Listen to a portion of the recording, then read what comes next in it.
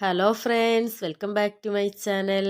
അപ്പോൾ ഇന്ന് ഞാൻ വന്നിട്ടുള്ളത് നല്ല മധുരമുള്ള ഒരു പച്ചമാങ്ങ അച്ചാറിൻ്റെ റെസിപ്പിയുമായിട്ടാണ്. നല്ല ടേസ്റ്റി ആയിട്ട് നമുക്ക് തയ്യാറാക്കിയെടുക്കാം. വളരെ കുറഞ്ഞ ഇൻഗ്രീഡിയൻസ് മാത്രം മതി. അപ്പോൾ നമ്മുടെ വീഡിയോ എല്ലാവരും സ്കിപ്പ് ചെയ്യാതെ കാണാൻ ശ്രമിക്കുക. എന്നാൽ നമുക്ക് ഇതെങ്ങനെയാണ് തയ്യാറാക്കുന്നതെന്ന് നോക്കാം. അതിനായിട്ട് ആദ്യം തന്നെ ഒരു പാൻ ചൂടാൻ വെച്ചിട്ടുണ്ട്. ഇതിലേക്ക് കുറച്ച് എണ്ണ ഒഴിച്ചു കൊടുക്കാം.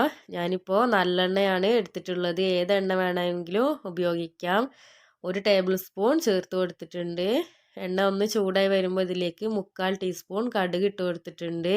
ഇനി ഇതിലേക്ക് 1/4 ടീസ്പൂൺ ഉലുവ കൂടി ചേർത്ത് കൊടുത്തിട്ട് നന്നായിട്ടൊന്ന് പൊട്ടിച്ചെടുക്കാം. നന്നായിട്ടൊന്ന് പൊട്ടി തുടങ്ങുമ്പോൾ നമുക്കിതിലേക്ക് മുറിച്ച് വെച്ചിരിക്കുന്ന മാങ്ങ ചേർത്ത് കൊടുക്കാം.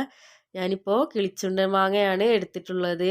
വലുതായത് കാരണം ഒന്നാണ് എടുത്തത്. ചെറുതാണെങ്കിൽ ഈ അളവിന് 2 എടുക്കാവുന്നതാണ്. ഇത് നമുക്ക് നന്നായിട്ട് ഇളക്കി നന്നായിട്ടൊന്ന് ചൂടാക്കിയെടുക്കാം. നന്നായിട്ടൊന്ന് ചൂടായി വരുന്ന സമയത്ത് ഇതിലേക്ക് 1/2 ടീസ്പൂൺ മുളക് പൊടി ചേർത്ത് കൊടുക്കാം. ഇനി ഇതിലേക്ക് 1/4 ടീസ്പൂൺ കുരുമുളക് പൊടി കൂടി ചേർത്ത് കൊടുക്കാം. എന്നിട്ട് നന്നായിട്ടൊന്ന് ഇളക്കി നന്നായിട്ടൊന്ന് മിക്സ് ചെയ്തെടുക്കാം. നന്നായിട്ടൊന്ന് മിക്സ് ചെയ്തെടുത്തതിന് ശേഷം നമുക്കിതിലേക്ക് ശർക്കരപ്പാനി ഒഴിച്ചു കൊടുക്കണം. ഞാനിപ്പോൾ 3 അച്ച് ശർക്കരയാണ് എടുത്തിട്ടുള്ളത്. 1/4 കപ്പ് വെള്ളത്തിൽ ഉരുക്കിയെടുത്തതാണ്. ഇത് മുഴുവനായിട്ട് ഇതിലേക്ക് ചേർത്ത് കൊടുത്തിട്ടുണ്ട്. നന്നായിട്ടൊന്ന് തിളച്ച് വരുമ്പോൾ ഇതിലേക്ക് ഒരു നുള്ള് കായപ്പൊടി ചേർത്ത് കൊടുക്കാം. ചെറുതായിട്ടൊന്ന് ഇളക്കി കൊടുത്തിട്ട് നമുക്കിത് നന്നായിട്ടൊന്ന് തിളപ്പിച്ച് നല്ല പോലെ ഒന്ന് വറ്റിച്ചെടുക്കാം.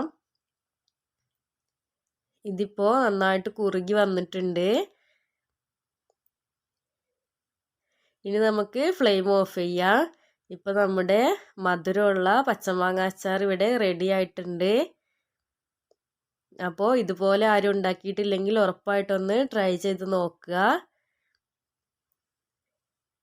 അപ്പോൾ നമ്മുടെ വീഡിയോ ഇഷ്ടപ്പെട്ടാൽ എല്ലാവരും ഒന്ന് ലൈക്ക് ചെയ്യുക, ഷെയർ ചെയ്യുക, കമൻറ്റ് ചെയ്യുക. വീഡിയോ സബ്സ്ക്രൈബ് ചെയ്യാതെ കാണുന്ന കൂട്ടുകാരുണ്ടെങ്കിൽ ഒന്ന് സബ്സ്ക്രൈബ് ചെയ്യുക. സബ്സ്ക്രൈബ് ചെയ്യുന്നതിനോടൊപ്പം തൊട്ടടുത്തുള്ള ബെല്ലൈക്കണിൽ ഓൾ എന്ന ഓപ്ഷനും കൂടി ഒന്ന് പ്രസ് ചെയ്യുക.